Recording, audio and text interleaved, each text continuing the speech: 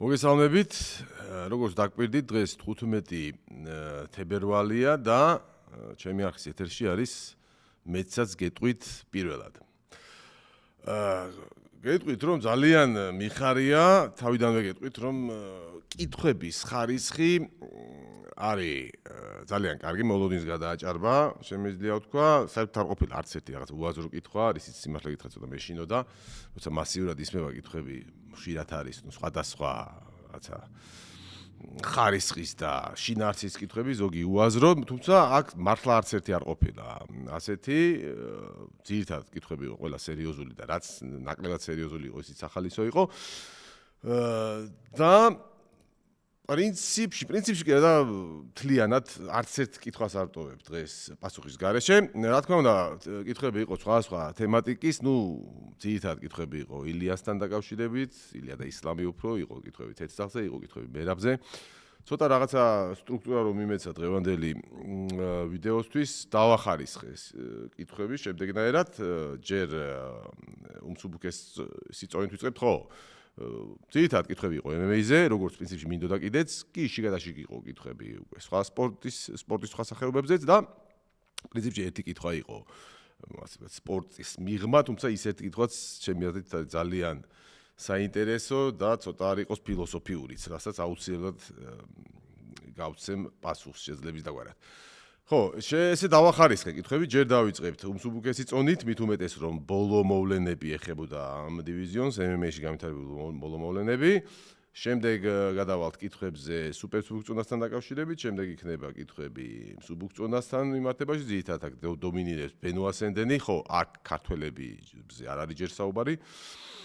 შემდეგ ქვესაშუალო წონა, საშუალო წონა, მძიმე წონა გვაქვს ბოლოს, შემდეგ შევეხებით ქალთა MMA-საც, შემდეგ იქნება ზოგადად კითხვები MMA-ზე და ამის შემდეგ პრინციპში წავა უკვე კითხვები ქართველ მებრძოლებზე, უშუალოდ ქართველ მებრძოლებზე, შემდეგ მიდის მერაბთან დაკავშირებით კითხვები, ბოლოს იქნება ილიასთან დაკავშირებით კითხვები. ამის შემდეგ ცოტა დროს დავუთმობ სპორტის სხვა სახეობებზე დასმულ კითხვებს და შემდეგ იქნება უშუალოდ ჩემსთან დაკავშირებული კითხვები, ჩემთან დაკავშირებული გულისხმობ არა, ყველა კითხვა ჩემთვის არის დასმული, მაგრამ კითხვები, რომელიც მეხება მე, ჩემზე რომ უნდა მეკითხებიან რაღაცებს, ესეთ ამ კითხვებს გულისხმობ.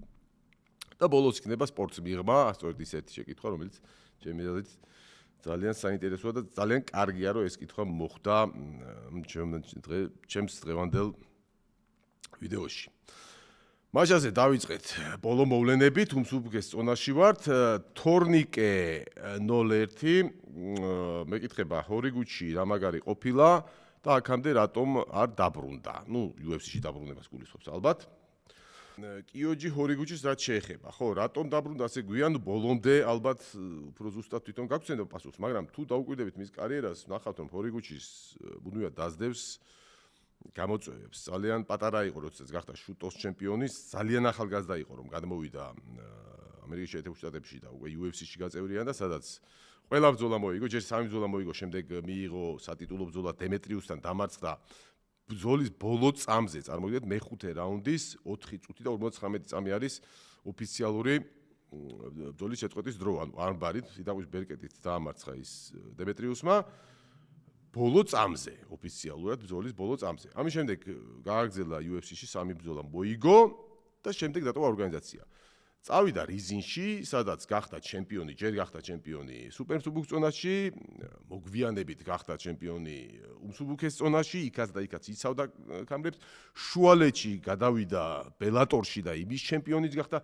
მოგლედ, ამ 10 წლის განმავლობაში, როდესაც არ იყო აქვს UFC-ში კიოჯი ჰორიგუჩი, ის უსახმოთაც არ იყო ჯერ ერთი და ახალ ასე ვთქვათ, გამოწვევებს დაძდევდა. ხა ყველა ეს მისი წარმატება მარტივი არ ყოფილა, ბუნებრივია, არც რეზინის ჩემპიონობა, არც დაცვები და არც ბელატორის ჩემპიონობა. და პრინციპში ლოგიკურია, რომ აქამდე არ მოვიდა, იმიტომ რომ ძალიან წარმატებული მებრძოლი იყო, პლუს მოდი პირდაპირ ვთქვათ, რომ ძალიან დიდი მნიშვნელობა აქვს ფინანსურ, ასე ვთქვათ, ანაზღაურებასაც. ეხლა მე დარწმუნებული, მე დამლად არ ვიცი მისი ფინანსური, ასე ვთქვათ, დივიდენდებს რამდენს იღებდა, მაგრამ დარწმუნებული ვარ, რომ რიზინში მან ბევრად მეტი თანხა გამოიმუშავა, ვიდრე UFC-ში რო გამოდიოდა იმ პერიოდში. ასე რომ მით უმეტეს ამას თუ დაუმატებთ იქ ბელატორში გადასვლები და ასე შემდეგ და ასე შემდეგ. პლუს იყო სახში, ძირითადად იაპონიაში იყო და ბუნებრივია რაღაცა არა. იქიდან გამომდინარე, რომ მუდმივად ეძებს ეს ადამიანი ახალ გამოწვევებს, საერთოდ არ მიკვირს, რომ მას შემდეგ რაც მან აბსოლუტურად ყველაფერი მოიგო UFC-ს გარეთ, რაც არის და რაც ღირს და რაზეც შეიძლება ღირს საერთოდ საუბარი, ხელახლა გადაწყვიტა, რომ სადოს ბედი UFC-ში. რატომ არ მოbrunდა უფრო ადრე? ნუ აქ ჯერ ერთი ყველაფერი მე მგონი ისე არ არის სურვილზე, ხო, UFC-ში მოხვედრა, ასე, ნუ გასაგებია, რომ შეიძლება კიუჯი ჰორიგუჩისთვის უფრო მარტივია, ვიდრე სხვა დამწყები მებრძოლისთვის, მაგრამ თქვათ მარტივი ვფიქრობ, მაგის ისთვისაც არ არის. ყოველ შემთხვევაში თუ გახსოვთ შარშანდელი ჩემი საუბრები, როდესაც ასაკურას დაუძახეს UFC-ში და პირდაპირ სატიტულო ბრძოლა მისცეს, თუ გახსოვთ პანტოჟასთან. შარშანი იყო ეს, თუ სწორად მახსოვს, შარშანი კი არა, საერთოდ 2024 წელს იყო, ხო, 2024 წლის ბოლოს. მაშინე გამოვთქვი მოსაზრება, რომ თუ მაინდა-მაინც იაპონიიდან და რიზინიდან მოყავთ ვინმე, ჰორიგუჩი რატო არ მოყავთ მეთქი და საბოლოო ჯამში მიხვდა UFC-ს, რომ ალბათ ჯობდა ისე ჰორიგუჩის დაეძახა და ერთი წელი დაგვიანებით, მაგრამ დაუძახეს. არ არის გამორიცხული, რომ იმ შარშან წინ, როდესაც ასაკურა მოიყვანეს, სულაც მაშინაც უნდოდა ჰორიგუჩის მოყვანა და შეიძლება თავად ჰორიგუჩის მიზეზით არ მოხდა ეს შეთანხმება. არ ვიცი. ყოველ შემთხვევაში მიზეზი თუ რატომ არ დაბრუნდა ამდენი ხანი ის არის, რომ ძალიან წარმატებული იყო, დაძდებდა ახალ გამოწვევებს და ძალიან წარმატებითაც და ალბათ შემოსავლიანის და ის რომ ახლა დაბრუნდა, სავარაუდოდ ასეთი კარიერის მქონე მებრძოლისთვის ვფიქრობ, ალბათ მაინც გარკვეულწილად ხინჯი აქვს გულში, რომ UFC-ს ჩემპიონობაც უნდოდა და ჯერო ვერ გახდა და სავარაუდოდ ამიტომ მოვიდა საბოლოო ჯამში მაინც აქ. მოკლედ, იმის თქმა მინდოდა, რომ კიოჯი ჰორიგუჩის მთელი კარიერა არის ახალ-ახალი გამოწვევების ძიებაში და შესაბამისად, ის 10 წელი ისევ და ისევ გამოწვევების ძიებაში გაატარა ამ ადამიანმა და მას შემდეგ რაც ყველაფერი მოიგო და ერთადერთი რაც მოუგებელი დარჩა და თან მოუგებელი დარჩა ისეთი რამ, რაც ის მოგებასთანაც ასევე ძალიან ახლოს იყო. ძალიან ლოგიკურია, რომ კიდევ ერთხელ გადაწყვიტა, რომ სადოს მე დარწმუნებული ვარ, რომ შეიძლება ფინანსურად კიდევ უფრო კლავ იქ რო დარჩენილიყო რიზინში. ბევრად უფრო მეტ დივიდენდს მიიღებდა, მაგრამ ვფიქრობ მის კარიერის ამ ეტაპზე მან უკან გადაწია ფინანსური ინტერესები და ვფიქრობ აი ეს ასე ვთქვათ ლეგასის რო ვეძახით ამის ბოლომდე შევსების მიზეზით დაბრუნდა UFC-ში. მე ძალიან გამიხარდება თუ ამას მოახერხებს კიოჯი ჰორიგუჩი, ნახოთ როგორ განვითარდება, ყოველ შემთხვევაში ამეთანხმებით რომ ნამდვილად არ შეუძლიაო და შორს არის ამისგანო, ამას ნამდვილად ვერ ვიტყვით. ეს არ ვიცი რამდენად საფუძვლიანად გაგეცით პასუხი კიოჯი ჰორიგუჩის, ასე ვთქვათ, განზრახვებზე. შემდეგი კითხვა ასევე უმსუბუქეს წონას ეხება, გაუმარჯოს. ხო, ის იყო წინა კითხვის ავტორი იყო თორნიკე 01. ამ კითხვის ავტორი არის OO-IO8SC. გაუმარჯოს, ტაირა თუ გაჩემპიონდა და პანტოჟა დაბრუნდა, რას ფიქრობთ მათ შეხვედრაზე? უფრო ჭიდაობის მხრივ რომელს ექნება უპირატესობა. მოდი ასე ვთქვათ, რომ ეს ის შემთხვევა, როდესაც რომელიმეზე ვთქვათ, რომ ხელსაყრელია მისთვის მეტოქეო, ეს ის შემთხვევა არ არის. მე ვფიქრობ, რომ ორივე მებრძოლისთვის ერთმანეთი საკმაოდ რთულია და ამ ხრივ ძალიან კარგი ბრძოლა ჩანს ეს. რაც შეეხება ვის სად ექნება უპირატესობა, ამას ალბათ ბრძოლა გვაჩვენებს, მაგრამ ჩემი აზრით გრეპლინგის მხრივ მაინც მიუხედავად წინვალე ჯიუ-ჯიტსუში, ბრაზილიელის წინვალე ჯიუ-ჯიტსუში, ვფიქრობ, რომ გრეპლინგის მხრივ ტაირას ექნება უპირატესობა და დგომში კი ვფიქრობ უფრო უპირატესობა ექნება პანტოჟას, არ ამდენად ტექნიკის მხრივ, ამდენადაც უფრო წნეხის და იმ აგრესიულობის მხრივ, რასაც ზოგადად პანტოჟას უფრო აქვს. დგომში აგრესია უფრო ბევრი აქვს და წინსვლის ფაქტორი უფრო მეტი აქვს.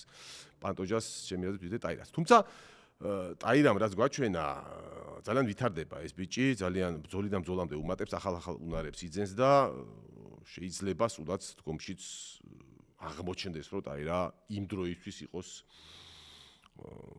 სულაც უკეთესი. თუმცა ამ გადმოსახედიდან ვფიქრობ ძალიან კონკურენტული ბრძოლაა და რაღაცა ცალსახად ვთქვათ რომელიმეს დიდი უპირატესობა, რა თქმა უნდა შეიძლება ყველა ვიღაცა სოინდადოს არა პირდაპირ გაგებით ალბათ არამედ უბრალოდ ფავორიტად ჩათვალოს ვინმე ტაირა ან ვინმე პანტოჟა, მაგრამ ობიექტურად ამ გადმოსახედიდან საკმაოდ ახლო შანსებია ჩემი აზრით, ვერ იტყვი. გააჩნია თავის ძლიერ მხარეებს ვინ როგორ გამოიყენებს. ისე ვფიქრობ ფეხზე პირადესობა ექნება პანტოჯას მიწაზე ტაირას. პრინციპში უმსუბუქეს წონაზე მეტი კითხვა არ არის. გადავედი სუპერსუბუქ წონაზე. გიორგი მოდებაძე 15-57 გვეკითხება. დაუტისტათი ბევრი არ არის დაინტერესებული, მაგრამ გონია რომ უნდა დავინტერესდეთ. მე ძალიან დაინტერესებული ვარ ბაუტისტას მომავლით, იმიტომ რომ ადრე თუ გვიან მერაბის მეტოქეთ ხედავ მას. თქვენ რას ფიქრობთ ბატონო ლადო? მგონია ან ბაუტისტა ავა ზემოთ, ან მერაბი წამოვა ნელ-ნელა ქვემოთ და ისინი ადრე თუ გვიან გადაიკვეთებიან. აქ სიმართლე გითხრათ ცოტა ბოლომდე ვერ დაგეთანხმებით რაში. ნუ მე იმას არ გულისხმობ რომ საინტერესო არ არისო, რა თქმა უნდა საინტერესო მებრძოლია, მაგრამ მე სიმართლე გითხრათ ვერ ვხედავ ბაუტისტას და მერაბის გადაკვეთის პერსპექტივებს მაინც და მაინც. ჯერ ერთი იმიტომ რომ მე არ მგონია ბაუტისტა ყოველთვის ასე მალე ავიდეს იმ სიმაღლეზე რომ მერაბთან ბრძოლა იყოს მისი ასე ვთქვათ ლოგიკური. რაც შეეხება მერაბს და არც ის არ მგონია მერაბი ქვემოთ ჩამოვიდეს ბაუტისტასთან. გულისხმობ იმას რომ რა თქმა უნდა ადრე თუ გვიან ყველა ჩამოვა თუ ბოლომდე დარჩა, მაგრამ მერაბის დონის მებრძოლები, ესეთი დიდი ჩემპიონები, ჩემი აზრით, ჩემი დაკვირვებით ყოველ შემთხვევაში თუ ხედავენ რომ მკვეთრი რეგრესია აქვს და ასე ვთქვათ ჩადიან ქვემოთ და ხედავენ რომ მისი ასე ვთქვათ საჩემპიონო პერსპექტივები დასრულდა, უბრალოდ რაღაც ტოპ 10-ში და ტოპ 5-ში ყოფნაზე როგორც წესი უარს ამბობენ ხოლმე. ანუ თუ გულისხმობ იმას რომ თუ მერაბის დაღმასვლა დაიწყო ისეთი რომ ასე ვთქვათ მიახლოება მოუწია ბაუტისტასთან, მე ვფიქრობ რომ მერაბი სხვა რამეს გააკეთებს. ან სპორტიდან წავა, ან სხვა დივიზიონში გადავა, ან ნუ მოკლედ რაღაცას შეცვლის. ზოგადად ნუ ამ დონის ჩემპიონები ასე იქცევიან ხოლმე ყოველ შემთხვევაში. ნუ მე ყოველ შემთხვევაში ვერ ხედავ მაინდა-მაინც ბაუტისტას და მერაბის ბრძოლას ახლო მომავალში და საერთოდ ვერ ხედავ. გამორიცხული არ არის, რა თქმა უნდა, შეიძლება რაღაც ესეთი მოხდეს, რომ უცებ მერაბმა დაიბრუნოს ხამარი და რატომღაც ყველა კონტენდერს რაღაცა პრობლემა შეექმნა, ზოგი ავად იყოს, ზოგი საკეიფოდ, ზოგი უკეიფოდ და ნუ მეტი არავინ არ იყოს თავისუფალი დაუშვათ სულაც მერვე ნომერი იყოს ბაუტისტა და მას მოუწიოს. კი, ეს თეორიულად შესაძლებელია, ის კი არის ჩვენ გვინახავს მე-10 ნომერით შეხვედრია, ხო, ჩემპიონს.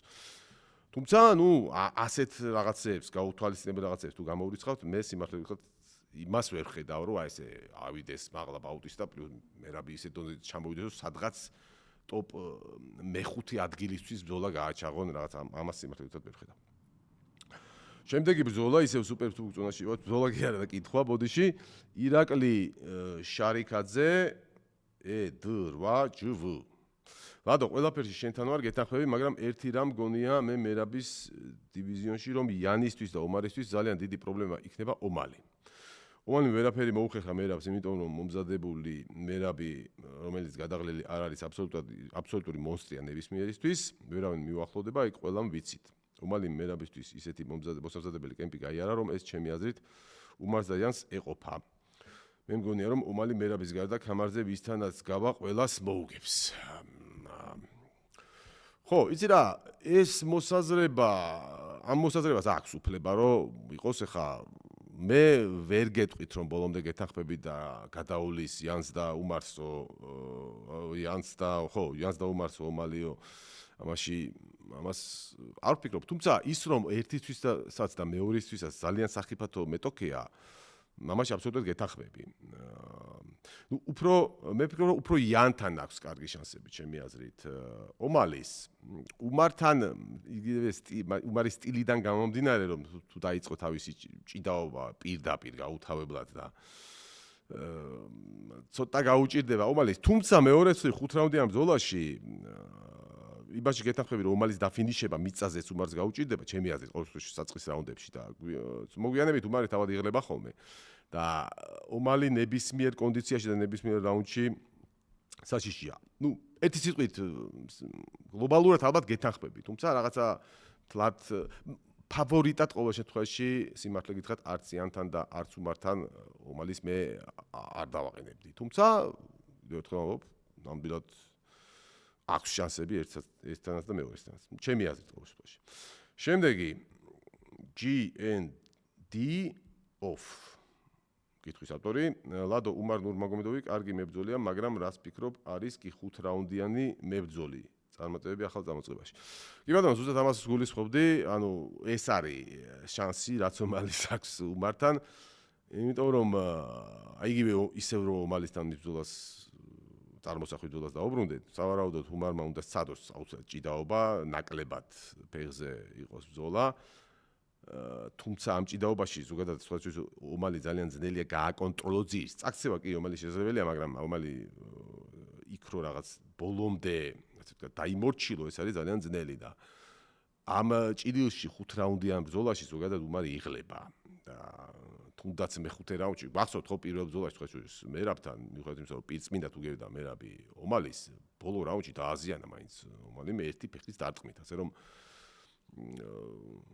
ხო, აბსოლუტურად გეთანხმები, რომ ზოგადად 5 რაუნდიანებში რომ უჭირს უმარს, ეს საჩემპიონო მიზნებისთვის ძალიან ცუდია. აი თუნდაც უნარებით რომ ძალიან მოგწონდეს უმარი და თვლიდეთ რომ მისი გრეპლინგის და მისი სტრაიკინგის არის უმაღლეს დონეზე, რომ თვლიდეთ ასე, ამ დონეზე აუცილებლად უნდა შეეძლოს მებრძოლს 5 რაუნდიან ბრძოლებში განანაწილება ენერგიის, რომ ბოლომდე იყოს, ასე ვთქვათ, ბრძოლის უნარიანი 5 რაუნდი. აქამდე ყოველ შემთხვევაში უმარს უჭირდა გვიან რაუნდებში, გვინახავს ძალიან დაღლელი უმარის და სანამ ამას არ გამოისწორებს, ალბათ ბოლომდე საჩემპიონო მასალად რთულია, ასე ვთქვათ, წარმოვიდგინოთ ის. ასე რომ გარკვეულწილად პრინციპი ვეთანხმები კითხვის ავტორს. და ბოლო კითხვა სუპერ ფუნქციონალთან დაკავშირებით თოფურია მიჩელის ჩანიშვნაზე იგულისხმება რა თქმა უნდა ალექსანდრე თოფურია უკვე ბევრი იწერება და როგორი პროგნოზი გაქვთ. ხო ნუ ბოლო Fight Night Live-ზე ვისაუბრე ამ ბრძოლაზე.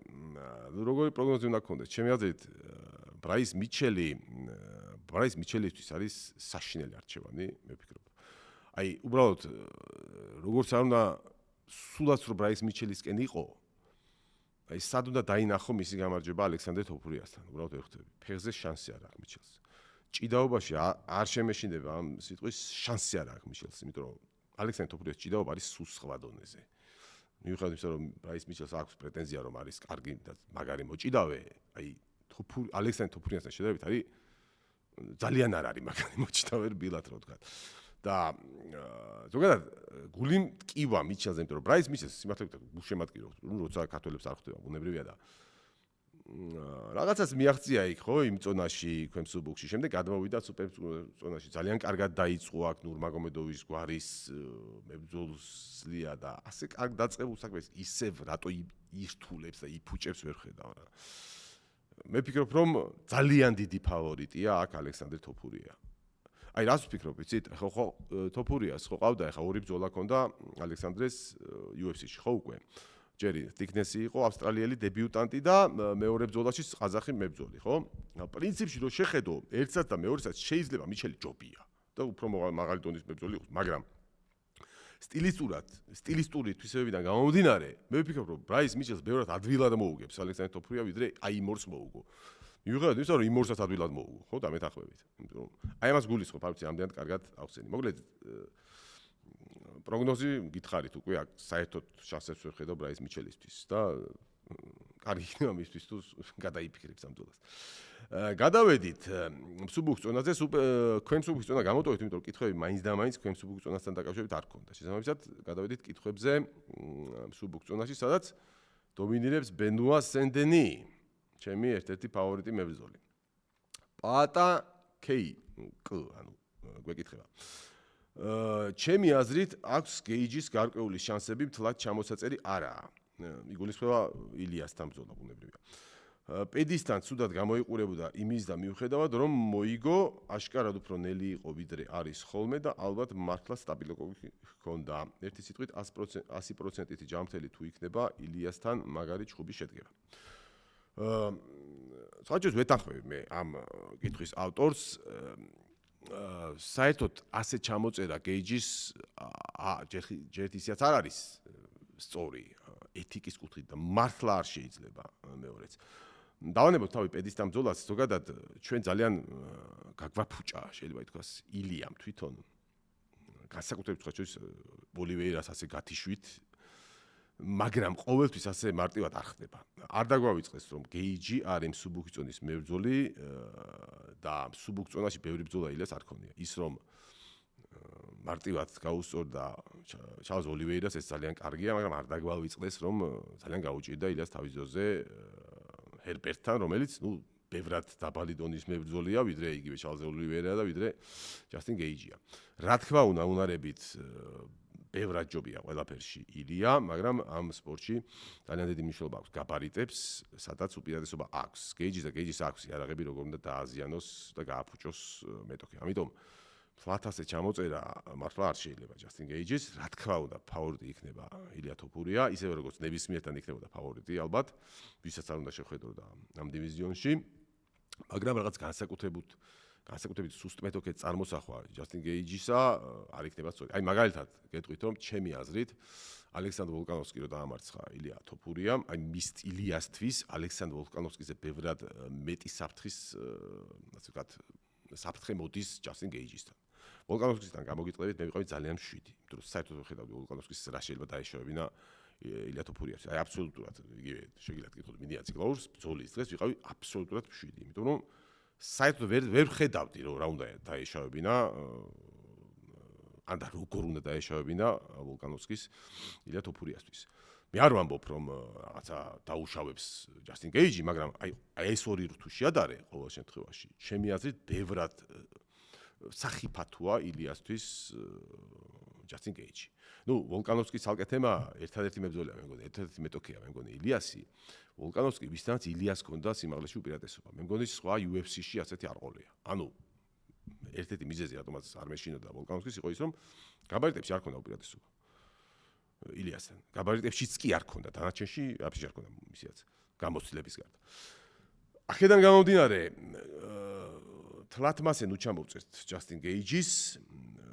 ხა გასაგებია, რომ გაანადგურა ოლივეირა ილიამ, მაგრამ ჯერთი თუ გასვოთ ოლივეირა ილია ბრძოლის წინ დავდე ვიდეო, სადაც თქვი რომ ძალიან დიდი ალბათობით მოიგებდა ილია და მოიგებდა იმიტომ რომ არასწორად შეებრძოლებოდა ოლივეირა. თუ გასვოთ შეგიძლიათ მოძებნოთ ის ვიდეო, ვამბობდი რომ ვიცი როგორ უნდა იბრძოლოს ოლივეირამ იმისთვის რომ რამე შანსი ჰქონდეს ილიასთან მეთქი, მაგრამ ისიც ვიცი რომ აბაც არ გააკეთებს მეთქი ოლივეირა, იმიტომ რომ ასაკს არ აკეთებს. და მე იმიტომ მეღიმება ახლა რომ ბრძოლის შემდეგ კაი ხანი გავიდა და სულ ახლახან, თვათ ახლახან არ არის 1-2 თვის წინ უკვე იმის ინტერვიუები დაიდო, უბრალოდ თვითონ ოლივეირას ნალაპარაკები დაიდო, სადაც იგივეს ამბობს ოლივეირა და ამბობს ზუსტად იგივეს, რაც მე ვამბობდი რომ რაც უნდა გაეკეთებინა მაშინ და რაც პირდაპირ ამბობს, რაც სულელურად ვიბრძოლეო. ანუ ფაქტიურად ჩემს სიტყვებს იმეორებს. ანუ იმით გვამინდა რომ ოლივეირას ასე მარტივად მოუგო, გასაგებია რომ თავარი მიზეზი ამის ის არის რომ ილია ფანტასტიკური ფენომენი, მაგრამ იქ ოლივეირამაც არასწორად იბრძოლა. ამ ხრივ ჩემი აზრით ჯასტინ გეიჯი ყველანაირად შეეცდება რომ ებრძოლოს სწორად და აპრიორი სულელურად ჯასტინ გეიჯი არ სულელურ ტაქტიკას არ აირჩევს ილიასთან საბრძოლველად. ყოველ შემთხვევაში რა თქმა უნდა დიდი ფავორიტი იქნება ილია თოფურია, მაგრამ იმის თქვა რომ საერთოდ საფრთხე არ მოდის გეიჯისთან და საერთოდ შანსი არ შეიძლება. ასე მიდგომა ნამდვილად არ შეიძლება. ასე რომ ვეთანხმები აქაც კითხვის ავტორს პატაკს. შემდეგი გუგა ბენდელიანი 401. რას ფიქრობ ბენუა და არმანის პოტენციურ ბრძოლაზე ნომერ პირველი კონტენდერის გამოსავლენად? ხო, არ ვიცი, კითხვა ბოლომდე ვერ გავიგე, რას გულისხმობ, როგორ დასრულდება თუ რას გულისხმობ ჩაინიშნოს თუ არა ეს ბრძოლა. ყოველ შემთხვევაში, მოდი ამ გუგა ბენდელიანის კითხვასთან ერთად მეორე კითხვასაც წავიკითხავ, იმიტომ რომ დაახლოებით ერთი პასუხი შეიძლება გავცე ამ ორივე კითხვას. გოტო G4D გვეკითხება, გამარჯობა ბატონო ლადო, თქვენი აზრით ბენუა სენდენის აქვს პოტენციალი უახლოეს მომავალში საჩემპიონო ბრძოლა მიიღოს. კითხვა ასეთი, ასეთ შემთხვევაში ილიასთან მოუწევდა დაპირისპირება, რადგან დღევანდელი მოცემულობით ილია ჩემპიონია. კი ბატონო, კითხვა შეიძლება ორივეს პარალელურ რეჟიმში გაეცეს. ჯერეთი პირველი კონტენდერობისთვის ბრძოლის პირველი კონტენდერის გამოსავლენად არ არის აუცილებელი ჩაინიშნოს ბენუა სენდენისა და არმან შორის ბრძოლა. ძალიან მარტივი რამე შეიძლება მოხდეს, მაგალითად საუბარი არის მოგეხსენებათ ამ თემას შევეხებით, იმიტომ რომ ბევრი კითხვა მოვიდა ამ თემასთან დაკავშირებით, ანუ ილიასა და ისლამს შორის დაპირისპირებაზე ჩაინიშნება თუ არა. მოკლედ თუ თეთრ სახში ილია თოფურია მოუგო ჯასტინ გეიჯის საკმაოდ დიდი შანსი არის. დიდი შანსი არის რა, არის იმას საუბარი, რომ შემდეგი ნაბიჯი იყოს მისი და ისლამს შორის ბრძოლის ჩანიშვნა. ალბათ ამ დროისთვის ისლამსაც ერთი დაცვაც ექნება იმ თავის წონაში და ჩემი აზრით დანავარეთის სურვილის გარდა არაფერი არ იქნება ხელის შემშლელი, რომ ეს ბრძოლა არ ჩაინიშნოს. თუ ეს ბრძოლა ჩაინიშნა, ეს ავტომატურად ნიშნავს, რომ ილიამ უნდა მოიხსნას კამარი და დადოს. ანუ კამარი გამოაცხადოს ვაკანტურად. ისლამი ამბობს, რომ სუბუქ ზონაში ის არ იბრძოლებს და ასეც ვერც იბრძოლებს უკვე. შესაბამისად, ილია ისლამის ბრძოლა უნდა შედგეს ქვესაშუალო ზონაში. ქვესაშუალო ზონაში თუ ავიდა ილია, უნდა მოიხსნას ეს კამარი. კამარი ცხადდება ვაკანტურად და თუ კამარი გამოცხადდა ვაკანტურად, ძალიან მარტივია, რომ ამ დროისთვის შეგახსენებთ უკვე ნაბრძოლი ექნებათ ერთმანეთში ოლივეირას და ჰოლოვეის და შესაბამისად ვაკანტურ კამარზე უნდა ჩაინიშნოს ბრძოლა აი ამ ბრძოლაში გამარჯვებულში ოლივეირა ჰოლოვეის შორის გამარჯვებულსა და ძალიან დიდი ალბათობით ბენუა ზენდენის შორის, იმიტომ რომ თუ ვიტყვით რომ ასე ვთქვათ გავაგზელებთ იმასში რეალობაში ყოფნას რომ არმან სარუკიანს ახლოს არ აკარებენ კამართან, მაშინ ისედაც ფაქტიურად ბენუა ზენდენი ისედაც იღებს ასე ვთქვათ საჩემპიონო ბრძოლას. მეორე მხრივ ისიც ლოგიკურია რომ აი მეორე კონტენდერის გამოსავლენად, აი დაუშვათ ამ ვითარებაში როდესაც ილია ავიდა და ოლივეირასა და ჰოლოვეის შორის მოიგო ვიღაცამ, დაუშვათ ოლივეირამ, მისი მეტოქე ვაკანტურ კამარზე გამოვლინდეს მართლაც სენდენისა და არმანს შორის დაპირისპირებაზე. მოკლედ იმის თქმა მინდა რომ ერთის და მეორეს კითხვის ავტორიც აბსოლუტურად მართალია. ისიც საკმაოდ რეალურია, რომ ბენუა სენდენის მომდევნო ბრძოლა ქონდეს არმანთან პირველი კონტენდერის გამოსავლენად და ისიც საკმაოდ რეალურია, გარკვეულ ასე ვთქვათ, მოვლენების განვითარების მიხედვით შეიძლება ისეც მოხდეს, რომ პირდაპირ ყველანაირი არმანთან შეხვედრის გარეშე ბენუა სენდენის მომდევნო ბრძოლა აღმოჩნდეს სატიტულო. კიდევ ერთხელ ვამბობ, ალბათ უფრო მეტი შანსია, რომ ბენუას ერთი ბრძოლა კიდე მოუწიოს, არ ვიცი არმანთან თუ ვისთან, მაგრამ ყოველ შემთხვევაში პირდაპირ კამარზეც ამოყოს თავი კამარზე ბრძოლაში არც ეგ არ არის გამორიცხული ისეთ რაღაცები მომხდარა მithumetes ამ ზონაში. რაც შეეხება იმას ილია თუ არავა, ამ შემთხვევაშიც ახლა ბუნებრივია ილიას გამარჯვების შემთხვევაში გეიჯისთან მომდევნო მეტოქე დიდი ალბათობით უნდა იყოს უკვე ოლივეირას და ჰოლოვეის შორის გამარჯვებული და შემდეგ მეტოქეთ ალბათ ერთ-ერთ მეტოქეთ უნდა განიხილებოდეს ან ბენუა სენდენი, ან ბენუა სენდენისა და არმან სარუკიანის შორის ბრძოლაში გამარჯვებული. შემდეგი კითხვა, პრინციპში იგივე თემაში ვტრიალებთ. ტატუმ გელაძე 51-62 გვეკითხება. ლადო სალამი, ლადო ვისხედავ 70-ში ალბათ. სარუკიანის მეტოქეთ ილიას არ გულისხმობს. სენდენი რაღაცა ისეთი მოჩხუბარია, ვერ დაეყნობი ალბათ მარტივად მოუგებს სარუკიანი და რუფის ჭიდაობა ვერ გაუქეჩავს. რჩება ჰოლოვეი, ჯერა ჰოლოვეის სარუკიანთან 5 რაუნდიანში. აქვს ისეთი დაცვა რომ მარტივად ვერ გადაიყვანს. ჰოლოვეი სარუკიანთან. ზოგადად ჰოლოვეი არის ისეთი მეტოქე, რომ მისი სასახად დაჩაგვრა ძნელია. შეიძლება ის დააფინიშო ჰოლოვეი, მაგრამ მის 5 რაუნდის განმავლობაში რომ მოწყალოთ ცემო, ისე რომ შენზიანი არ მიიღო, ეს ძალიან რთულია. ეს ვერავინ ვერ მოახერხა. თვით ვოლკანოვსკიმაც კი მოუგო 3 ჯერ, მაგრამ ცალმხრივი ბრძოლები იყო და საერთოდ ვერაფერი ვერ გაუკეთა, ვერ დაუშავა ჰოლოვეიმ, მაგას ვერ იტყვი. ასე რომ ვფიქრობ, რომ ჰოლოვეი შეუძლია წინააღმდეგ აუწიოს სარუკიანს, თუმცა ალბათ მაინც ფავორიტად უნდა ჩავთვალოთ სარუკიანი, იმიტომ რომ აქაც მასაში და გაბარიტებში დიდი განსხვავებაა. შეიძლება სიმაღლეში არ არის განსხვავება, მაგრამ მასაში სარუკიანი არის დიდი სუბუქი წონოსანი, ანუ დიდი ლაითვეითი. ჰოლოვეი კი არის შეახსენებთ სულ ახლახან კი არა, კარიერის დიდი ნაწილი ქვემსუბუქ წონაში გაატარა. მე უბრალოდ სხვა რაღაც კითხვა გამიშთა სიმართლე გითხრათ, რატომ მაინც და მაინც ჰოლოვეი სხვებთან ვერ ხედავთ შანსებს? საერთოდ მე არ მესმის ის სარუკიანი რატო არის მიღებული ასეთი აზრია ჩამოყალიბდა რომ ილია ხო არის რაღაცა ძალიან მაღალ დონეზე. აი მერი არის სარუკიანი და მერე დანარჩენები. ნუ ილია გასაგებია, მაგრამ სარუკიანი რატო ავწიეთ? რა დამსახურებების გამო? მართლა არ მესმის.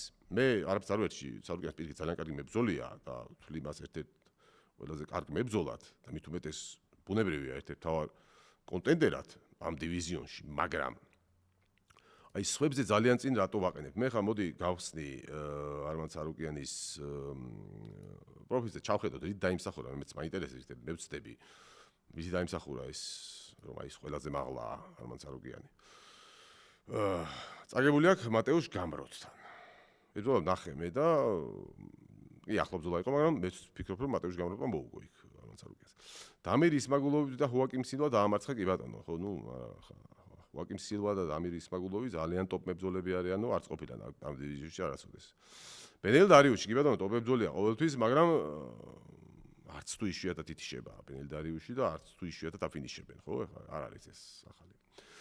ამის შემდეგ ჩარლზ ოლივეირა გაყოფილი გადაწყვეტილებით გამარჯვება ჩარლზ ოლივეირასთან. ნუ ეს ბრძოლა საერთოდ მოიგო რო ოლივეირამ. საერთოდ გაყოფილი გადაწყვეტილება არის საკამათო გადაწყვეტილება. სხვა ჯერ საინტერესო თემაა, ზოგადად საკამათო გადაწყვეტილებას ვამბობთ. საკამათო გადაწყვეტილება არ უნდა თქვა გაყოფილ გადაწყვეტილებაზე. უბრალოდ გაყოფილი გადაწყვეტილება ისედაც ნიშნავს საკამათო გადაწყვეტილებას. ანუ საჯებმაც იკამათეს. ერთმა მსაჯმა თქვა, რომ ერთმა მოიგო, მეორემ თქვა, რომ მეორე მოიგო, ნუ მესამემ თქვა, რომელიმე, ხო? 4 მსაჯი რო ყოფილიყო, შეიძლება მაინც ფრე ყოფილიყო. მეხუთე რო ყოფილიყო, შეიძლება მაინც ამას მოიგო, ან სულაც იმას მოიგო. ანუ იმის თქვა მინდა, რომ საერთოდ გაყოფილი გადაწყვეტილება ისედაც საკამათოა და ცალსახაა, რომ ამ ბრძოლაში ძალიან საკამათო გადაწყვეტილება იყო მიღებული. ლეგიტიმურად საკამათო გადაწყვეტილება მას გულისხმობ. ხო და ამ ბრძოლაში ვინმე დაინახა რამე დომინაცია ოლივეირაზე არმანისგან, მე საერთოდ პირიქით დავინახე სიმართლე რომ გითხრათ 3-4 ჯერ ისე გაფსკვანჩა ოლივეირამ და ბოლოს ბრძოლაც ისე დასრულდა, რომ ბოლომდე ყავდა შებოჭირი ოლივეირა, სხვაჩოს ბოლოს რასაც უკეთებდა ოლივეირა არმან სარუკიანს, საერთოდ ჯუდოში ეგ სუფთა მოგებაა, იპონია, იმიტომ რომ შებოჭვა ქვია მაგას. ხო, ეს გაფსკვანჩა და ვერც ინძრევა, მეტოქე. ხო და კი ბატონო, მე არ ვამბობ, რომ არ მოიგო, მაგრამ შეიძლება მოიგო, მაგრამ აქ იმის საფუძველი მე მგონი არავის არ უნდა გქონოდა ამ ბრძოლიდან გამომდინარე, რომ აი არმან სარუკიანი არის სხვებზე ბევრად მაღლა. რა ვიცი, მე მგონი არ ვწდები. ამის შემდეგ იყო დენ ჰუკერთან ბრძოლა, რომელიც მეორე რაუნდში დააფინიშა, ნუ მე რა დენ ჰუკერი არ დაუფინებშებიათ მეორე რაუნდში თუ რა. მე შეგახსენეთ, რომ ბენუა სენდენიმ დენ ჰუკერი ასევე მეორე რაუნდში დააფინიშა. თან ისეთმა ბენუა სენდენი, რომელსაც რაღაცა ჭირდა აშკარად და ძალიან ცუდი იყო იქ ბენუა სენდენი. ჯერეთი რომ ნელი იყო ძალიან ცუდად შედიოდა ტექდაუნები თავის თავს არკავდა და მიუხედავად ამისა ბენუა სენდენი მაინც მოახერხა და დენ ჰუკერი მეორე რაუნდში დააფინიშა. ხო, ასე რომ მე კითხვის ავტორს ერთ რამეში შევეწინააღმდეგები, რომ რატომ არის სარუკიანი ასე აშკარა ფავორიტი ყველა სხვა დანარჩენთან. და ყველა სხვა დანარჩენზე ასე მაღლა რატო დგას? მე ამას ვერ ხედავ. იგივე ბენუა სენდენის გეთანხმებით იმაში, რომ ბენუა სენდენის ცოტა აკლია ჯერ სტაბილურობა არა ბრძოლებში, არამედ გადაწყვეტილებებში და თვითონ ბრძოლის მსვლელობაში იღებს ძალიან თლად ბოლომდე თითქოს არ არის ეს მომჯდარი, თუმცა ასე თუ ისეა ის რომ ბენუა სენდენის შეუძლია ნებისმიერ ბრძოლაში ნებისმიერი მეტოქე გააფუჭოს, მე მგონი ეს დაამტკიცა უკვე. მე არ ვამბობ, რომ ბენუა სენდენი სარუკიანთან იქნება ფავორიტი, ალბათ ფავორიტი უნდა იყოს სარუკიანი, მაგრამ რაღაცა ნებისმიერ გინდა ბენუა სენდენი იყოს, გინდა ჩარლზ ოლივეირა იყოს და გინდა ჰოლოვეი იყოს. არც ერთ არ კონდეს შანსი არმან სარუკიანთან, მე ამას ვერ გავიზიარებ. ნუ ნახოთ. გვაჩვენეთ. ყოველ შემთხვევაში ის რაც აქამდე გვაჩვენა სარუკიანმა, ამის საფუძველს არ გვაძლევს, ნამდვილად არ გვაძლევს და ჩამოვთვალე კიდევაც რასაც გულისხმობ. გადავედით ქვესაშუალო წონაზე. ჯი ბუმ სატო გვეკითხება. მადალენა მორალესი ჩაინიშნება როგორც თვითონ მორალესი ამბობდა, სადღაც და ძალიან მაგარი ჩხუბია. ბრეიდისგან და ბენსისგან განსხვავებით, რომლებიც თუ ვერ აქცევენ იქ რჩება ბრძოლა, მადალენასთან სხვანაირად იქნება. ან მორალესი გრეპლინგსაც გვაჩვენებს და ეგეც არანაკლებ საინტერესოა, მოკლედ კარგი ჩხუბია. აბსოლუტურად გეთანხმებით, ძალიან კარგი ჩხუბი მგონია. და თან გონია რომ საკმაოდ კარგი შანსები აქვს მორალეს. მადალენას სხვადასხვის ეს გვითქვავს არაერთხელ მეც და ჩემს კოლეგებსაც Fight Night Live-ში რომ როდესაც მადალენა ჩემპიონი გახდა, იმ მომენტშიც ფიქრობ რომ იყვნენ ამ დივიზიონში მებრძოლები, რომლებიც როგორც მინიმუმ მადალენაზე არანაკლებები იყვნენ. ეს მე იმას არ გულისხმობ, რომ მადალენას ვინმე კი არა ჩუქა ჩემპიონობა. უბრალოდ მოვლენები ისე აეწყო, რომ თუ გახსოვთ იქ ბენეილს ვიღაც მეტოქეები ჩაეხსნა, რაღაც იქ სხვა კონტენტერები დაწყვილდნენ. მოკლედ იმ მომენტში ბენეილთან სხვა ვერ იჩხუბებდა კამარზე და მორალესმა მიიღო ეს შანსი და გამოიყენა კი ბატონო. მორალესი რა არის კაცო? მადალენამ მიიღო ეს შანსი და გამოიყენა კი ბატონო. მე არ ვამბობ რომ რაღაცა შანსის გამოყენება არ ნიშნავს რომ იღლის ხარჯზე გახდი ჩემპიონი. გამოიყენა ამ ადამიანმა ის და თვითონ გახდა. მოიგო ხო ის ბრძოლა, ასე რომ ნამდვილად ვერ ვიტყვი რომ უღირსის ჩემპიონი იყო, პირიქით დაიმსახურა, ვინაიდან ის შანსი გამოიყენა, მაგრამ რეალურად, ობიექტურად ეხა იქ იყვნენ სხვა მებრძოლები, რომლებიც მასზე არანაკლები იყვნენ და მათ შორის ერთ-ერთი არის მორალესი. რაც შეეხება ამ ბრძოლაში მართლა კარგი ბრძოლაა. არ ვიცი, რამდენად ჩაინიშნება სიმართლედ მე არ მსმენია ამაზე საუბარი, თუმცა თუ ჩაინიშნა გეთახმებით რომ საინტერესო ბრძოლაა და ვფიქრობ კარგი შანსი იქნება მორალესისთვის რომ ამის შემდეგ პირდაპირ სატიტულო ბრძოლა მიიღოს. ვინაიდან მადალენასთან გამარჯვება მორალესი ისაც საკმაოდ მაღლაა. ახლა გეტყვით რეიტინგში სად არის? მორალესი არის მესამე ნომერია წარმოიდგინე და პირველ ნომერია მადალენა. ახლა თუ მოიგო პირდაპირ შეუძლია ხმამაღლა გამოიწვიოს იმ დროს ვინც იქნება ჩემპიონი ის. შემდეგი კითხვა სანდრო ზეპელი 33-87. შენი აზრით შავკატ რახმონოვი UFC-ში ყველაზე დიდი what if იქნება თუ ვეღარ იბრძოლებს თუ ვერ იბრძოლებს თუ ტომ ასპინალი. ანუ რომელი უფრო მეტი what if იქნებაო რა. თუ ვერ იბრძოლა ტომ ასპინალმა თვალის პრობლემების განვითარების შემთხვევაში. ასპინალზე პირდაპირ გეტყვით რომ ძალიან დიდი მეტგაცრუება იქნება თუ მან ვერ იბრძოლა, ვინაიდან ტომ ასპინალი ვფიქრობ ერთ-ერთი ყველაზე ნიჭიერი მძიმეწონოსანი, აი ტალანტების ხვი და უნარების ხვი ერთ-ერთი საუკეთესოა, იმიტომ რომ მართლაც მძიმეწონის მებრძოლებს თუ გავიხსენებთ ბოლო პერიოდში ვინც იყვნენ, პრინციპში ასეთი უნივერსალური და ყველგან მაღალი დონის მართლა ცოტა თუა, ძალიან სწრაფი ხელები, საოცარი სისწრაფეა, მით უმეტეს წონასთან დაკავშირებით და გაბარიტებითაც არ არის პატარა თან. და ძალიან კარგია მიწაზეც, მოკლედ აბსოლუტური უნივერსალია და ძალიან დასანანი იქნება თუ ასე ვთქვათ, ასე შეწყდა მისი კარიერა. გასაგებია რომ ჩემპიონი იყო, მაგრამ მე ვფიქრობ რომ მას აქვს პოტენციალი რომ გახდეს დიდი ჩემპიონი და დიდი ისტორია დაწეროს, ისტორიის ნაწილი მძიმეწონის MMA-ში. რაც შეეხება შავკატ რახმონოვს, კი, რა თქმა უნდა, მასზეც იქნება დიდი მეტგაცრუება, თუ მან ვერ გააგრძელა კარიერა, თუმცა პირადად ჩემას გეტყვით, რომ მე შავკატ რახმონოვში ისეთ რაღაც მომავალ გოუთს ვერ ხედავ, როგორცაც მასში რატომღაც ხედავენ სხვები. აი მაგალითად მე სიმართლე გითხრათ, ბევრი ხო ამბობს, რომ აი ისლამ მახაჩევს ერთადერთი ის თუ მოუგებს. მე მაგალითად ვერ ხედავ, რომ შავკატ რახმონოვს ჰქონდეს ისლამთან შეიძლება ფავორიტი იყოს, მაგასაც ვერ ხედავ და დავშეთ სხვებზე სხვა ბევრ სხვა მებრძოლზე მეტი შანსი ჰქონდეს მას ისლამთან მასაც ვერ ხედავ.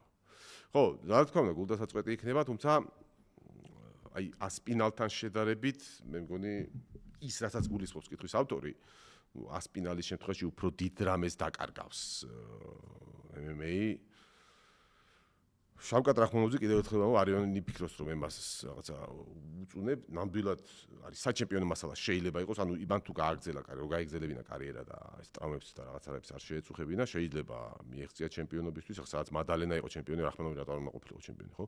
მაგრამ რაღაცა ისეთი დიდ ჩემპიონობაზე მე მის ასე ვთქვათ, მასში ვერ ხედავდი ან დიდ ჩემპიონს, დიდ ჩემპიონს განსხვავებით იგივე ტომას პინალისა, რომელშიც ამას კიდევ ვხედავდი. ეს რაც შეეხებოდა ქვესაშუალო წონას, საშუალო წონასში გვაქვს ერთი შეკითხვა, ხო, ბონიკალსა და ალესკეროვს სტილისტურად რომელი აჯობებს ბონიკალსა და ალესკეროვის ბრძოლაშიო. იცი და სტილისტური ამ ბრძოლას სტილისტური არ უნდა უთხრათ, არ უნდა ვთქვათ სტილისტურად რომელი აჯობებს, იმიტომ რომ სტილისტურად ძალიან მსგავსი მებრძოლები არიან. სტილისტურად გულისხმობთ, მაშინ როდესაც განსხვავებული სტილის მებრძოლები არიან და ერთი სტილი მეორესთვის უხერხულია. აქ ასე არ არის, ახლა პირიქით. ორივე სტილისტურად მახასიათებლები აქვს, ასე ვთქვათ. ორივე არის ბაზისით კარგი, მაღალი დონის მოჭიდავე და ორივეს აქვს დამუშავებული, შეძენილი, დავუშვათ კარგი სტრაიკინგი. დავუშვათ, იმიტომ გულისხმობ, რომ ბოლო ბრძოლებში ყველამ თავი გამოიჩინა ამ მხრივ, ხო? და მათ შორის უბრალოდ გაიმარჯვებს ის, ვისაც ან ის საბაზისო, ასე ვთქვათ, დისციპლინა აქვს უკეთესი, ან უხეში სხვანაირად ვთქვათ, ვინც უკეთესი მოჭიდავეა, ან ვინც უფრო კარგად აი თვისა ის დამატებითი ოფციები დაუშვათ და უნარები რაც შეეხება დაუშვათ იგივე სტრაიკინგს, ფუტბოლს და ასე შემდეგ. ასე რომ აქ სტილისტურ განსხვავებაზე არ არის საუბარი, სტილისტურად ერთნაირები არიან, ვერც იმას ვერ იტყვი, რომ ერთმანეთისთვის უხერხულები არიანო, იმიტომ რომ მეტოქე იგივეს გთავაზობს, რაც შენც ქსიამოვნებს და ვერც იმას ვერ იტყვი, რომ რომელიმეს პირიქით, ასე ვთქვათ, დიდი უპირატესობა აქვს ფურცელზე ყოველ შემთხვევაში, იმიტომ რომ და იგივე იარაღები აქვს ორივეს. მძიმე წონაში გვაქვს 3 შეკითხვა. Arman Ivanovic 57-89. მძიმე წონაში რა შანსები ექნება Gable Stevensons? ეს ძალიან საინტერესო კითხვა. იმიტომ რომ მე ვფიქრობ, რომ ძალიან მაგარი შანსები. იქიდან გამომდინარე, რომ ზოგადად მძიმე წონაში ძალიან კარგა ხანია, რომ არ არის ბევრი მაღალი დონის მებრძოლი, ზოგადად არ გროვდება ხოლმე ძალიან ბევრი მაღალი დონის მებრძოლი, უმაღლეს დონის მებრძოლი ბოდიში. გეიბ სტივენსონი არის ოლიმპიური ჩემპიონი, შეგახსენებთ, რომელიცაც ნამდვილად აქვს გამარჯვებულის მენტალიტეტი და მან ეს დაამტკიცა. გასაგებია, რომ იქ დიდი შეცდომა დაუშვა იქ გენო პეტრიაშვილმა, მაგრამ იგივე გენო პეტრიაშვილს ბევრჯერ ყოფილა ფინალებში, ბევრჯერ ყოფილა ჩემპიონიც. სხვა დიდი ტურნირის და ასეთ შეცდომებს არ უშვებს. ხო, ხა რატომღაც მაინდა-მაინც სტივენსონთან დაუშვა. იმიტომ რომ ალბათ ამ ბიჭმაც რაღაცა გააკეთა ამისთვის. ამიტომ ის რომ ბოლომდე იბრძოლა და ეს ბრძოლა წამოიღო, ეს არ არის უბრალოდ შემთხვევითობა. მაინდა-მაინც გასაგებია, რომ ხელი შეუწყო გენოს შეცდომას, მაგრამ რატომ სხვებთან არ უშვებდა ამ შეცდომებს გენო. შესაბამისად, მე ვფიქრობ, რომ ახალგაზრდა ასაკში ასეთი ფსიქოლოგიის და ასეთი ფიზიკური უნარების მებრძოლს შეუძლია ძალიან სერიოზული ამბები დაატრიალოს მძიმე წონაში. ოღონდ მე სიმართლე გითხრათ, არ ვიცი და არ გამიგია, მიდის საუბარი, მაგრამ სერიოზულად გადაწყვიტა ამ ბიჭმა რომ გადმოვიდეს MMA-ში, ეს არ ვიცი. მე ძალიან მინდოდა რომ გადმოსულიყო, იმიტომ რომ უდიდეს პოტენციალს ხედავ სტივენსონში. ხალხს აი იგივე ვახსენეთ ასპინალი და მაგალითად თუ ასპინალი დაბრუნდა და ამასობაში თუ ესეც შემოგვიერთდა და განვითარდა, დიდი სიამოვნებით ნახავდი მათ შორის დაპირისპირებას, თუმცა არ ვიცი ეს რამდენად მოხდება. შემდეგი კითხვა ირაკლი ბარბაკაძე 69-35. ბატონ ლადო, როგორც ვიცი, მძიმე წონის გოუთად ფეოდორს თვლით, შეიძლება მეშლება, მაგრამ ჩემი აზრით მძიმე წონის გოუთი ნამდვილად არ იყო, რადგან როცა ანტონიო სილვას შეხვდა 34 წლის იყო, მძიმე წონისთვის კარგი ასაკია და მაგ ჯგუფში საკმაოდ დაიჩაგრა. თქვენ რას ფიქრობთ, თვლით თუ არა, რომ მაგ დროს უკვე გაფუჭებული იყო როგორც მებრძოლი? და მოდი აქ ბარემ მეორე კითხვასაც წავიკითხავ, იმიტომ იგივე ფეოდორს ეხება. ლუკა ქავთარაძე 43-06 გვეკითხება ფეოდორ ემელიანიკოს რა შანსი ექნებოდა UFC-ს გამორჩეულ მძიმე წონასთან რომ ებრძოლა პრაიმზე. განუ ჯონსი ასპინალი ვედასკესის ტიპე და შემდეგ. კარგი იქნებოდა მის უნარზე და დონეზე მეც თუ გეტყოდით. ხო, ნუ პირველი კითხვის ავტორს ვეტყვი რომ ცდება მე ფეოდორს არ ვთვლი მძიმე წონის გოუთად. არც არასდროს ვთვლიდი.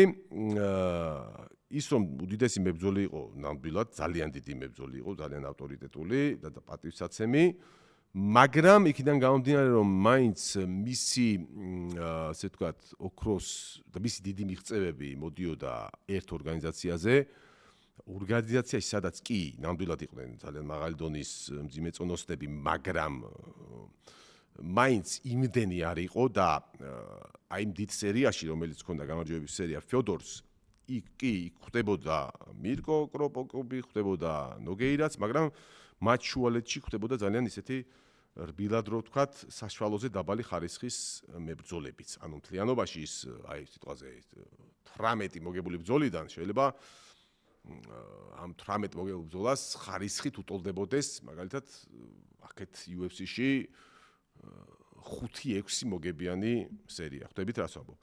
ნუ ეს არ არის ხა მისი პრობლემა, ვისაც ახვედრებდნენ იმას უგებდა, მაგრამ ყოველ შემთხვევაში ის რო ვთქვათ, რომ გოუთია ყველა დროისო, ვერ ვიყიდ. მით უმეტეს რომ იგივე პრაიდში იყო მებრძოლი, ვისთანაც ყველა საინტერესებდა იმ პერიოდში ბრძოლა შემდგარი იყო, მაგრამ არ შედგა. ეს არის ჯოშ ბარნეტი.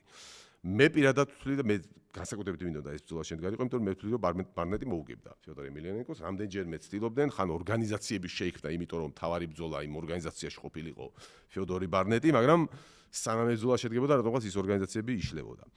ნუ არ ვიცი ამას ვინ აკეთებდა და რატო აკეთებდა. ერთი ფაქტია რომ ფიოდორის ირგვლივ იყო ძალიან დიდი ტრიალებდა რაღაცა ჯგუფი რომელიც მუშაობდა ამ რაღაცეებზე და ნუ მე არ მინდა იმის თქმა რომ შეგნებულად გააკეთეს ისე რომ არ შეხვედოდა ბარნეტს მაგრამ ყოველ შემთხვევაში ნუ ასე ხდებოდა. და ის რომ ფიოდორმა წააგო მე ვეთანხმები კითხვის ავტორს არ იყო ეს ასაკობრივად დაბერებული და გაფუჭებული ფიოდორი არ უნდა ყოფილიყო ანტონიო სილვასთან იქ მოხდა სხვა რამე. ანტონიო სილვამდე ზუსტად სანამ ანტონიო სილვას შეხვდებოდა და წააგებდა მანამდე იყო მისი შეხვედრა ფაბრიციო ვერდუმთან სადაც იქამდე საერთოდ არ აგებდა ფიოდორი ვერდუმთან ჩაუნიშნა ბრძოლა სხვათა შორის ტრაბახში ნუ ჩავმართვით მაგრამ ერთადერთი ვიყავი მე მგონი სოფლიოში ვინც თვლიდა რომ ფავორიტად არ ვხედი ფიოდორს მაგრამ ძალიან კარგი შანსები ჰქონდა ვერდუმს ფიოდორთან ნუ ასე ვთვლიდი ყოველ შემთხვევაში და ძალიან მალე 2 წუთში მოუგო თუ გახსოვთ იქ ვერდუმმა ფიოდორს და უბრალოდ მოხდა რა ამ სპორტში ზოგადად სპორტში და მით უმეტეს ამ სპორტში საერთოდ დაბრძოლებში ძალიან დიდი მნიშვნელობა აქვს ასე ვთქვათ ფსიქოლოგიურ განწყობას. ფიოდორი იყო გარკვეულწილად რაღაცა მისტიურად იყო შექმნილი ფიოდორზე ეს უკანასკნელი იმპერატორი და ძალიან ბევრი მებრძოლი ფიოდორთან მარცხდებოდა უკვე ბრძოლამდე. ანუ რომ გადიოდნენ უკვე თავში ედოთ რომ რაღაცა სასწაულ მოხდებიან და მასთან შანსი არ აქვს. ვერდუმთან ბრძოლა არაფერი ისეთი ზიანი არ მივიღეთ ან ვერდუმთან სამკუთხედზე დაიჭირა და დანებდა ფიოდორი მეტი არაფერი არ მოხდა ისეთი. უბრალოდ ვერდუმთან ბრძოლამ დაანახა ხალხს რომ ფიოდორი არის ესეც ჩვეულებრივი ადამიანია რომელიც მათ შეიძლება წააგოს და ამის შემდეგ მიყვა და რა ვიცი ჩვეულებრივი ამბავი ხდებოდა ფიოდორის დამარცხებები. შემდეგ ანტონიო სილვამ ვერდუმის მერე პირდაპირ იმის შემდეგ შეხვდა დენ ჰენდერსონს და იქ საერთოდ გატიშა ჰენდერსონმა შემდეგ რაღაცები მოიგო, შემდეგ კიდე წააგო მეტმიტრიონესთან და მოკლედ მე რენ ბადერმა ორჯერ მოუგო, ნუ ეს კაი ბოლოს შეიძლება უკვე დაბერებული უწოდოთ, მაგრამ ყოველ შემთხვევაში ის რომ ფიოდორის ლეგენდა დაინგრა, ეს არ იყო ასაკის ბრალი. ეს ხო იმის ბრალი რომ უბრალოდ დაინგრა ლეგენდა და ეს რაღაცა მისტიური ის კაფსულა რომელშიც ყავდათ გამოყვანილი ფიოდორი დაირღვა. რაც შეეხება მის უნარებს, ფიოდორი მართლა ძალიან ტექნიკური მებრძოლი იყო, ჰქონდა ყველაზე მაგარი რაც ჰქონდა ფიოდორს ეს იყო მიქსი და სწორად მიქსავდა გრეპლინგს და სტრაიკინგს. ანუ იდეალურად გადადიოდა, ზუსტად იმ დროს გადადიოდა გრეპლინგზე, სტრაიკინგიდან და პირიქით, როცა მომენტი მოითხოვდა. აი მომენტის გზნობა და ალღო ჰქონდა ფანტასტიკური. სტრაიკინგი ჰქონდა საერთოდ უნიკალური. ფიოდორის სტრაიკინგი აი არაფერს არ გავს საერთოდ შორს არის კრივისგან, სხვათა შორის ვერ ნახავთ რომ ფიოდორს დაერტყას პირდაპირი დარტყმა, კროსი მაგალითად და ვერც იმას ვერ ნახავთ რომ დაიწყოს ჰუკი. ფიოდორის დარტყმები იყო აი რაღაც უცნაური, აი ეს. აი ესე უტყავდა არა აი ამ ნაწილს, არამედ აი ამ ნაწილს. აი ესე უტყავდა ორივე ხელით, აი ნახევრად ჰუკი, ნახევრად პირდაპირ, არც ჰუკი არ არის. აი ჰუკი ხო ესეთი? არა. არც პირდაპირ რასაც ქვია. აი რაღაც ცოტა გვერდულად და უტყავდა აი ამ ნაწილებს ყოველთვის. ოღონდ უტყავდა ბევრს ძალიან სწრაფი ხელები ჰქონდა და ძალიან დამაზიანებლად. ძალიან უცნაური სტრაიკინგი ჰქონდა ფიოდორს.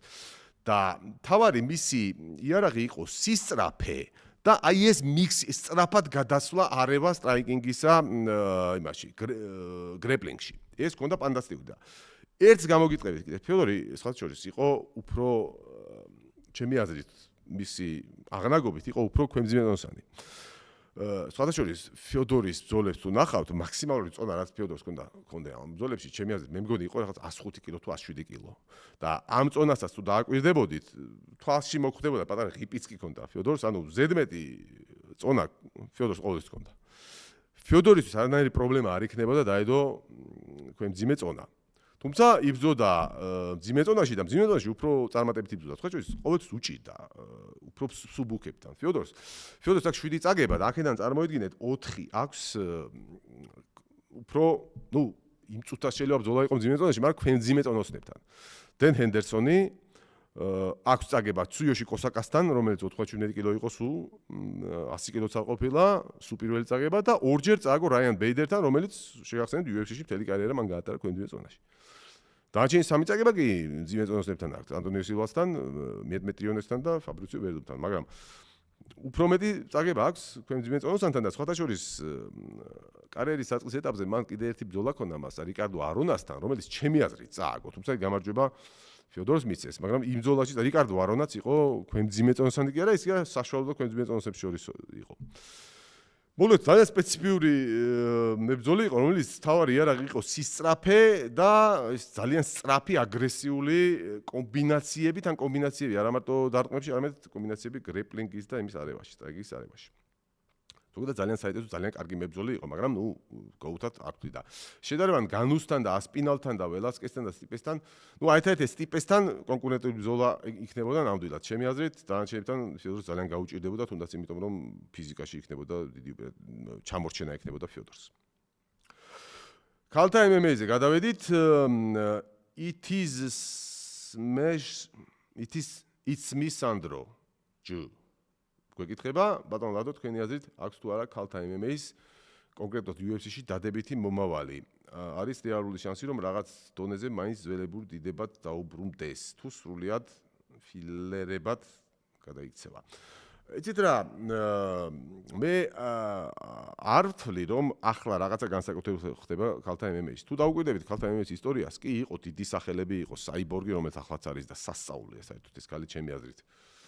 ყველა დროის საუკეთესო მებრძოლია მაინც საიბორგი ქალი იყო რა თქმა უნდა ამანდან უნეში არის ჯერ კიდევ ვალენტინა შევჩენკო და მესმის რომ იქიდან გამომდინარე რომ ეს ხსენებული გვარები უკვე ან წავიდნენ ან მიდიან ამას გულისხმობთ ალბათ იცი რა ზოგადად ყოველთვის ასე იყო თუ იგივე ამ მებრძოლების დიდების დროსაც ვერ ვიტყვით რომ აი მათ დივიზიონებში დიდი კონკურენცია იყო. ყოველთვის ქალთა MMA-ში მაინც იყო ერთი რაღაცა დიდი, მაგრამ დანარჩენი იქ მაინც აი ახლა რო ხდება მაგათაც მამაკაცების ქვესაშვალო წონაში რო აი ძალიან სერიოზული კონკურენტული აი ტოპ-10 რო არის რაღაცა ასე არ იყო. ერთი დიდი მებრძოლი იყო ხოლმე ჰაჰაური და დანარჩენი მაინც მიყვებოდა დინებას. ხო და ახლა კი გასაგებია ეს ძველები მიდიან, მაგრამ მე იმედი მაქვს რომ მოვლენ ახლებიც, მაგალითად მე საინტერესოდ ვაკვირდები და ჩემთვის საინტერესოა მანონ ფიოროს კარიერის დაკვირვებაზე. მართალია მანონ ფიოროს არ არის ახალგაზრდა 35 წლის არის, მაგრამ ასე თუ ისე მაინც ახალი სახე უნდა დავარქვა და ძალიან კარგად ვითარდება მანონ ფიორო. ჩემი აზრით მანონ ფიოროს აქვს ჩემპიონობის პოტენციალი და შევჩენკო რო არ იყოს და რო წავიდეს ან სხვა წონაში გადავიდეს აუცილებლად გახდება ჩემპიონი ფიორო. ჩემი დარწმუნებული ვარ, მაგრამ მე არც იმას არ გამოვრიცხავ რომ მეორე თურ შეხვდეს შევჩენკოს პრობლემები შეუქმნას მას და სულაც მოუგოს კიდეც. იმიტომ რომ მანონი განსხვავებით ბევრი მებრძოლისგან, გვარც სახელს არ დავასახელებ, წაგებულ ბრძოლებში სწავლობს რაღაცეებს. პლუს დაკოტა დიჩევა, კი ბატონო, შემდეგ და სხვა შემდეგ კითხვა, ტატო კაპანაძე გვეკითხება, ლადო ფიორო და დიჩევას ბრძოლა რომ მოხდეს, ფავორიტი ვინ გონიაო?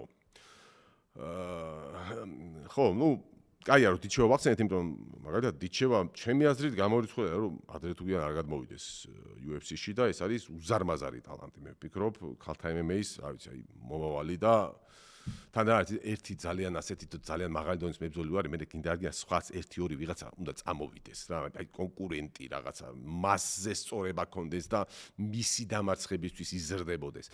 ასე რომ მე არ ჩამოვწერდი ეს ქალთა MMA-ის, შეიძლება რაღაც პერიოდი თავი იჩინოს კი რეგრესია, მაგრამ ეს ხდება სხვა დივიზიონებში ხდება, კაცებში ხდება ხოლმე და ასე რომ მე ვფიქრობ რომ აი მით უმეტეს დიჩევას არსებობა მაფიქრებს რომ მომავალი აქვს ქალთა MMA-ის. რაც შეეხება ამ კითხვას კონკრეტულს ფიოროს და დიჩევას ბრძოლაში რა მოხდებაო, მე ასე გეტყოდით, ხვალვე რომ გადამოვიდეს დიჩევა და შეხვდეს ფიოროს, პირველივე დებიუტი UFC-ში რო კონდეს დიჩევას ფიოროსთან, ჩემი აზრით მოიგებს ფიორო. თუმცა კარიერის ბოლოს საბოლოო ჯამში მოკლედ დიჩევას ბევრად მეტი მიღწევა შეუძლია, დიჩევას შეუძლია გახდეს რაღაც ერთ-ერთი გოუთი და რაღაც. აქვს მას ამის ხედავ რა მასში ამ პოტენციალს. გახდება თუ არა ეს ცალკე თემა. აი ფიორო ერთადერთი შეიძლება გახდეს ჩემპიონი, მაგრამ რაღაცა შევჩენკოს და საიბორგის ისინი მოხსნას და ასე ვთქვათ ისეთი ლეგასი დადოს მე ეჭვება. განსხვავებით დიჩევასგან, რომელსაც ეს შეუძლია. აი დიჩევა თუ გადმოვა UFC-ში, ჯერ შეხვდება რაღაცა, მე დაკლებათ რაღაცა ტოპ 15-ის მებრძოლს, შემდეგ ტოპ 10-ის მებრძოლს და მერე თუ შეხვდება ფიოროს, იქ უკვე ჩემი აზრით დიჩევას მე დიჩევას დავასახელებდი ფავორიტად. პირდაპირ დააჯახო ფიოროს, მე ვფიქრობ რომ ფიორო მოუგებს. იმიტომ რომ UFC-ს მაინც თავისი ისა აქვს, თავისი ფსიქოლოგიური აურა, გარემო წნეხი, ასე რომ პირდაპირ ფიოროზე დაჯახება ჩემი აზრით არ იქნებოდა სწორი. ანუ არ ვიცი, ამდენად კარგად სწორად გიპასუხეთ, ანუ უშუალოდ ახვალვე რო აჩხუბო, ალბათ ფიორო მოუგებს, თუმცა ვფიქრობ, რომ დიჩევას უფრო დიდი მომავალი აქვს და უფრო მეც მიაღწევს.